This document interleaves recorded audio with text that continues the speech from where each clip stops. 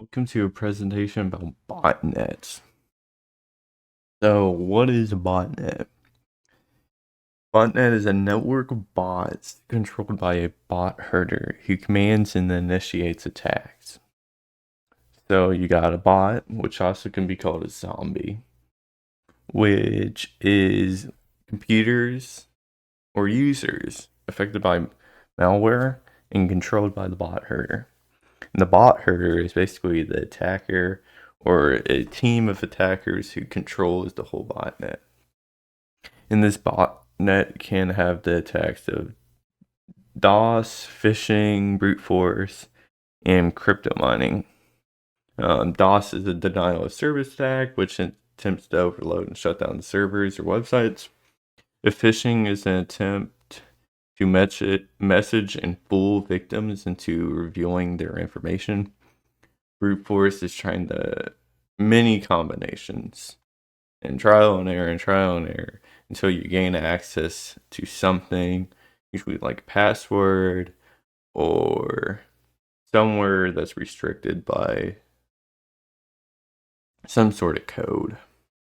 Crypto mining is using processing power to complete these complex algorithms that are in crypto.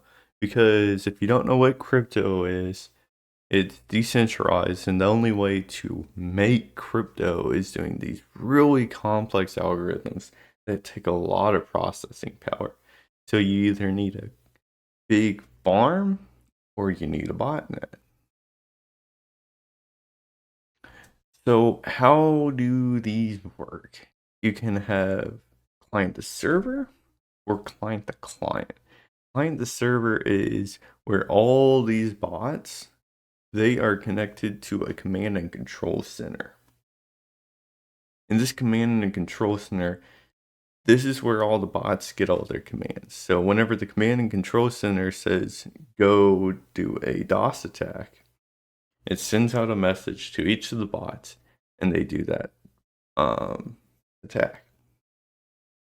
And the problem for the attacker is, even though this method is a little bit simple and it you can just connect your bots to a server, it risks the anonymous factor for the attacker.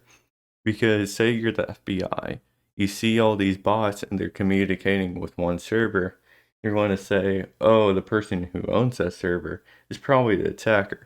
And then the attacker is in jail. So that's where client to client comes in. This botnet is bots are connected to each other, and they are the command and control center. They're passing along the message, they're communicating with each other, so there's no central command and control server. And all the attacker needs to do is tell one of the bots to do a attack, and that bot will give it to everyone else. And this makes it more anonymous, and you can't really be found out or discovered.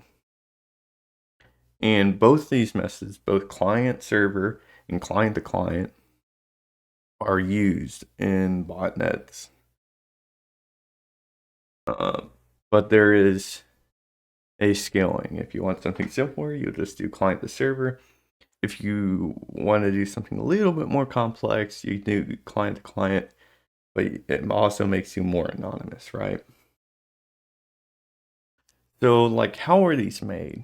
Because, like, an attacker, he's not going to start out with all these bots, right?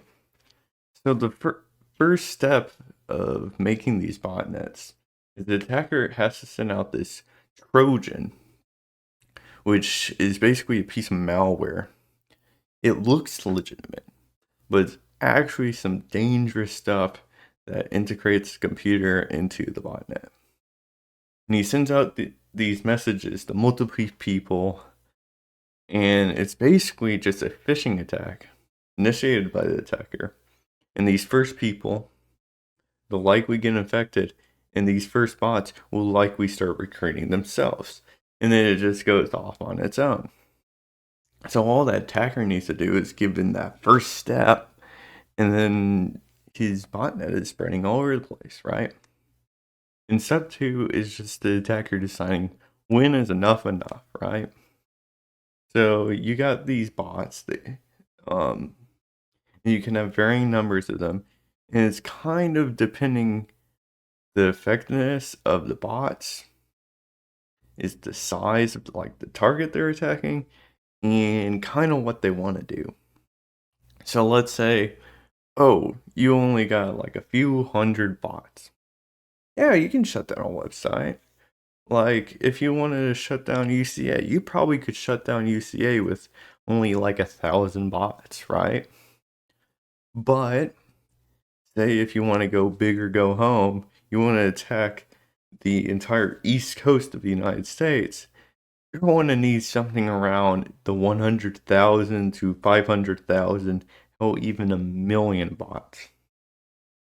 And that's for the attacker to decide. Because they might just want to attack a few sites, get a bit of ransom, or they might want to do something a little bit more devious and shut down entire sections of countries, or get a bunch of people's information, or make a ton of money from crypto mining, right? And then step 3, they initiate their attack. And these attacks include the DOS, the phishing, brute force, and crypto mining. It can also vary in some things, but these are the main ones that are used today. So how a denial of service attack works in a botnet is the bot herder basically tells all his bots, hey, this is the server, this is the website I want you to attack. Send a bunch of packets and requests to this server. So they're going to send all of these packets, all of these requests to one server, and it's going to overwhelm that server. And it's either going to slow it down if it's like a big farm, or going to totally crash the website or server farm that they're targeting. So that's how you get these websites that get shut down by botnets, because they're sending all these requests to their servers, and the servers can't handle it if they don't have enough processing power. Then you got your phishing attack. So the bot herder uses their bots to message and mail suspicious links and messages to random people. Kind of goes back to step 1, if you remember, where it kind of does that. And it has the same reminisce, but this time they're attempting to steal information and recruit them into a thing. So you get these phishing attacks to turn into a snowball effect, where it just gets bigger and bigger and bigger as they send it even bigger and wider to everyone else. So you got these insanely large botnets that are basically just all spamming all their friends with these phishing attacks. Then you got a brute force attack. So like you remember, whenever we were doing labs, really hard to do all these algorithms and calculations by yourself, right? But if you have all these computers and bots, you can basically become like your own little supercomputer. And you can break passwords and combinations using this combined effort. And even where you have sites where it's not protected, it can a bot can do a tempting amount of things, get locked out, pass the baton to the next bot. He attempts it until he gets locked out. Go on so forth until one bot gets it right. The server thinks he's legitimate and lets him in. And you can only prevent that by completely locking down the bot for the totally lock down that account, because a lot of times it's a lot more than just one guy attempting it, right? And then you got your cryptocurrency attacks. You're basically using all your bots, processing power, all their computers to generate this cryptocurrency.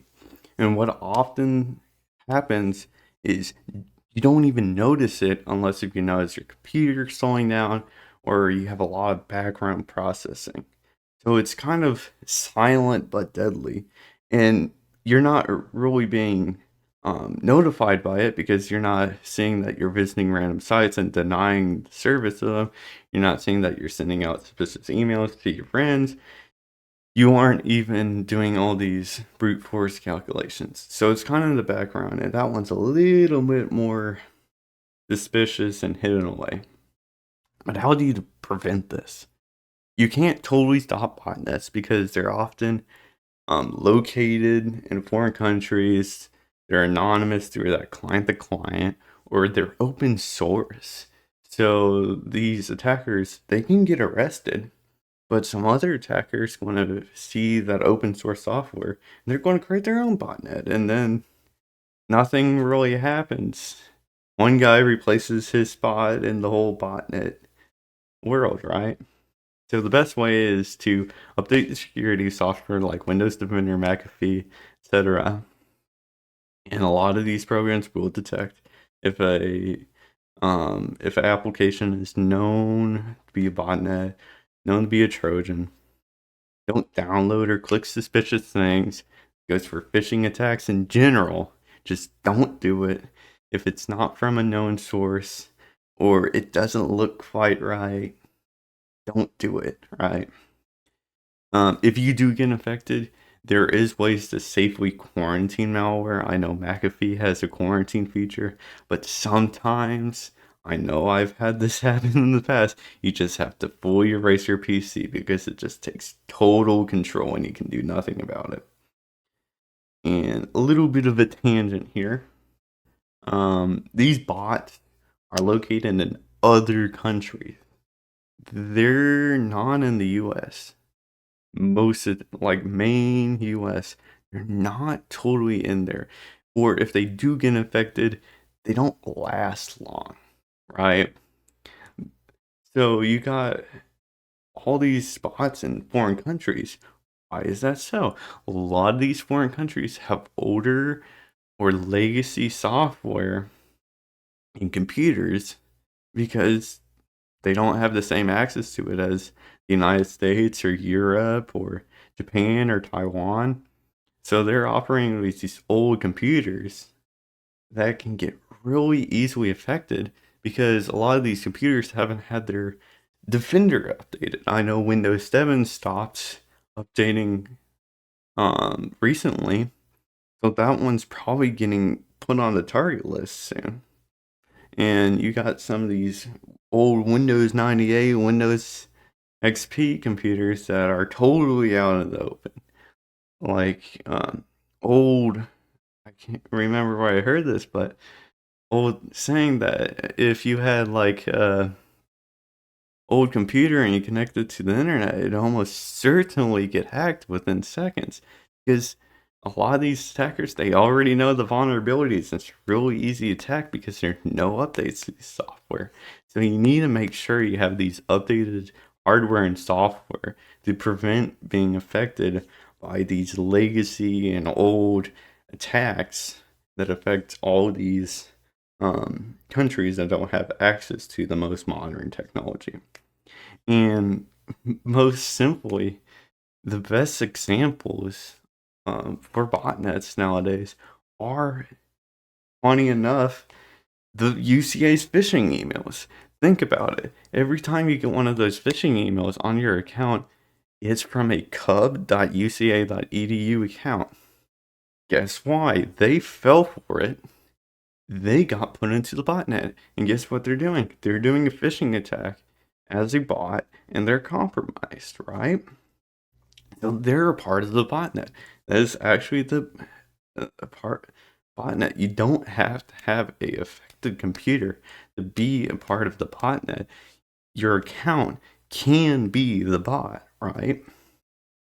And then you got things like Mirai. Mirai was notorious because it was first used by a guy who was running this DDoS protection service, and he was going down under because he was being outcompeted. So he made Mirai to shut down all the DDoS protection firms that were getting rid of his customers and sending them over to him and attacking people who went from his stuff to their stuff, right? And then it just funneled, and he kind of got scared, so he made it open source. Now everyone has Mirai, and they're using Mirai to shut down parts of the Middle East and parts of the East Coast, and doing all these botnet attacks with Mirai. Then eventually, the FBI is kind of fed up, but they can't find where the thing is. So eventually, a bot shows up in Alaska. They go to Alaska, they get the thing, they find the bot, they trace it back because it is client to server, so it's not anonymous. And you got this situation where the guy gets in trouble because he's not totally anonymous. Then you got things like MethBot. Funny name, but it's this Russian-made bot that's basically profiting from using its bots to commit these ad clicks and promoting stuff and doing all this really nasty fraud. But they're making a lot of money from using their bots to click on ads, make domains and URLs more popular artificially. So these botnets are just out of control because if you're a hacker and you're in the community, right, you can get access to the botnet, build your own botnet. Hell, even use the botnets that the guy already made. And it's just a spiral down. So it's just a cat and mouse game with everything in cybersecurity, but with botnets. And you can't get rid of them. You kind of gotta work with them. But there is ways to protect yourself personally from becoming a bot. Okay, that's about it. Thank ya.